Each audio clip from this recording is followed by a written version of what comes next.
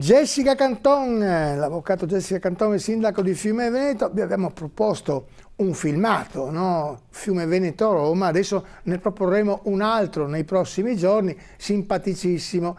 Di cosa si tratta? Sì, direttore, la seconda puntata della fiction Bania il paese alle Uchi.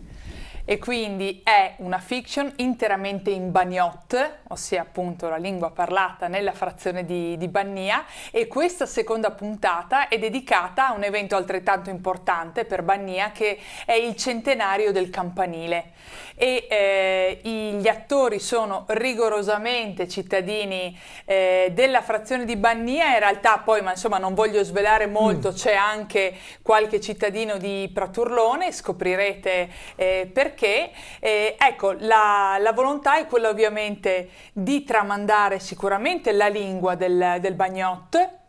La volontà è quella di tramandare quella che è la storia della frazione attraverso momenti importanti come quello della costruzione del campanile e anche quella ovviamente di fare comunità e quindi di aggregare le persone, tutti questi cittadini volontari che insomma si sono resi disponibili in questo percorso non semplice, direttore, perché lei sa meglio di me che insomma registrare, imparare, insomma c'era anche un'ansia non è facile.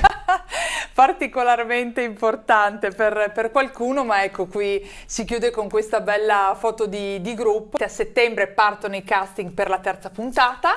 E noi la faremo la prima. Sì, è stato svelato il tema, sarà quello del festival, non dico altro perché è un'altra tradizione di Bania. Jessica Canton, grazie, sindaco A di voi. Fiume Veneto, grazie.